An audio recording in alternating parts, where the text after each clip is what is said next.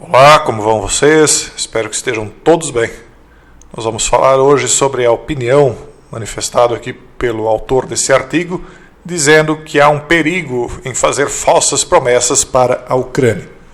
Quem está lá no Telegram do Casando Verbo viu que na quarta-feira os Estados Unidos entregaram suas respostas por escrito às demandas de segurança da Rússia em meio à atual crise Rússia-Ucraniana. A Rússia ela tinha algumas exigências, dentre as quais o impedimento do reconhecimento formal de que a Ucrânia seria então membro da OTAN. A Rússia não quer que a Ucrânia seja membro da OTAN, isso você já sabe.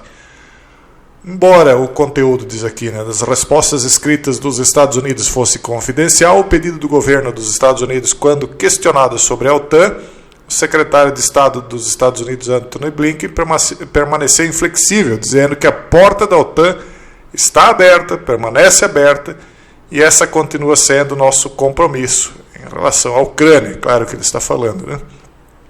Então eles prometeram a adesão da OTAN para a Ucrânia em 2008, mas até agora não forneceu à Ucrânia ou à Geórgia um plano de ação de adesão. Então o pessoal me questiona, mas Jason, então agora os Estados Unidos ultrapassou a linha vermelha traçada pela Rússia? Não, porque de fato eles apenas disseram que a Ucrânia poderá sim entrar na OTAN, mas eles ainda não colocaram a Ucrânia dentro da OTAN. Portanto, eles estão apenas prometendo que vão passar a linha vermelha, traçada pela Rússia. E por enquanto, então, a Rússia, na minha opinião, no meu ângulo de visão, não teria motivos para tomar uma atitude, porque, embora que também a Rússia tenha dito que ela gostaria de uma promessa formal e por escrito dos Estados Unidos de que a Ucrânia não faria parte da OTAN, não seria aceita na OTAN, e os Estados Unidos não deu essa promessa por escrito, e pelo contrário, ele formalizou dizendo que as portas para a OTAN estão abertas para a Ucrânia, ainda não me parece que isto é ultrapassar a linha vermelha, simplesmente porque continua tudo como já era antes, só na promessa. O autor desse artigo aqui diz assim, francamente a porta está fechada, pelo menos para a Ucrânia e a Geórgia. No ponto de vista dele, é uma falsa promessa o que está sendo dado para a Ucrânia, de que ela em algum momento fará parte da OTAN, porque, segundo a visão dele, os Estados Unidos não querem se meter com problemas tão graves com a Rússia por conta da Ucrânia. Aí o artigo diz, quando vidas ucranianas estão em jogo, é um desserviço para os Estados Unidos apoiar nominalmente um passo que na prática eles nunca darão. É contra nossos interesses e deles fingir apoio quando os Estados Unidos não têm intenção de cumprir essas promessas. Isso coloca em risco a segurança de Kiev e dificulta sua capacidade de avaliar tanto sua realidade geopolítica quanto os riscos potenciais que enfrenta. Então, na opinião do autor desse artigo, os Estados Unidos não têm interesse de trazer a Ucrânia para a OTAN, e ele só promete isso, muito possivelmente, para mostrar para a Rússia que ele não se dobra para a Rússia. E a Rússia impõe, então, essas forças nas fronteiras ali da Ucrânia, dentro, claro, do território russo, mais de 130 mil pessoas, como uma maneira de pressionar o Washington para que o Washington, então, não aceite a adesão ucraniana na OTAN. Eu já expliquei com detalhes o que significaria essa adesão, essa proximidade da OTAN às portas aí de Moscou, ficaria muito próximo da fronteira ucraniana com a capital Moscou. Então, Putin não quer de jeito nenhum que a Ucrânia então ingresse nesse tratado. Em 2008, a Europa testemunhou a primeira agressão de grande potência desde 1945, quando a Rússia invadiu a Geórgia em agosto de 2008. No início daquele ano, na cúpula de Bucareste, os aliados da OTAN forneceram um compromisso vagamente redigido anunciando o apoio à adesão da Ucrânia e da Geórgia à OTAN.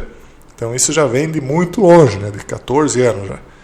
Além disso, as nações se comprometeram com a integridade territorial, independência e soberania da Geórgia.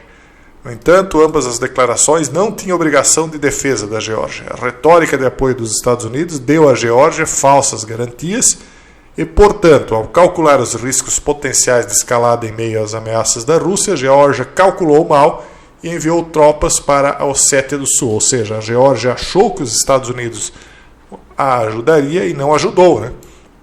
Então, Washington não tinha intenção de colocar as tropas dos Estados Unidos em perigo e suas falsas promessas de uma possível adesão à OTAN não eram inocentes em causar o conflito que levou ao fim da vida de 850 georgianos e 35 mil deslocados por conta do conflito. Então ele está dizendo que é irresponsabilidade agora continuar prometendo à Ucrânia essa ajuda. Só que nós estamos vendo que o caso da Ucrânia é um pouco diferente do que aconteceu na Geórgia, porque na Ucrânia nós estamos vendo, pelo menos notícias aí, que eles estão levando aparatos militares do Reino Unido para o território ucraniano. Então a situação é diferente, porque nos tempos da Geórgia não houve isso, não houve um comprometimento direto com tropas no chão, na Geórgia, ou pelo menos o envio de maquinaria.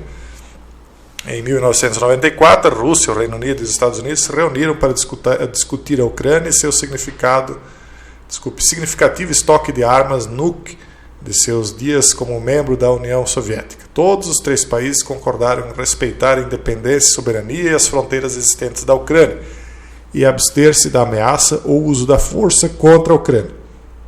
No entanto, enquanto a Ucrânia era um Estado não pertencente à OTAN, o compromisso americano com a defesa ucraniana equivalia, na melhor das hipóteses, à dissuasão. Então a Rússia ela até respeita uma certa independência ucraniana, até porque ela tem arma nuke, então ela não é totalmente indefesa, mas desde que a Ucrânia se mantenha independente no sentido de também não se alinhar com os países ocidentais, mais especificamente os Estados Unidos e essa organização do Tratado do Atlântico Norte. Aí ele dá mais um último exemplo, que é um último exemplo de palavras americanas vazias na história, foi a retórica do governo Obama sobre a G civil síria. Em 2011, logo após Assad reprimir os protestos democráticos em andamento, Obama, assim como vários outros líderes europeus, pediram que Assad se afastasse pelo bem do povo sírio, uma posição que ele ecoaria até 2015. Então foram 4 anos falando a mesma coisa. Pouco depois, em 2012, Obama articulou uma linha vermelha de armas químicas sendo utilizadas, dizendo que esse movimento mudaria seu cálculo. E aí a gente viu as acusações de que houve um ataque em Ghouta, e aí a Síria disse que não foram eles que perpetraram esse ataque, os Estados Unidos disse que foi, mas ao final das contas os Estados Unidos, sob Obama, não agiram. Então a Síria, se passou ou não a linha vermelha, mas em tese teria passado. E os Estados Unidos de Obama, então, perderam credibilidade por conta dessa linha vermelha traçada e não respeitada.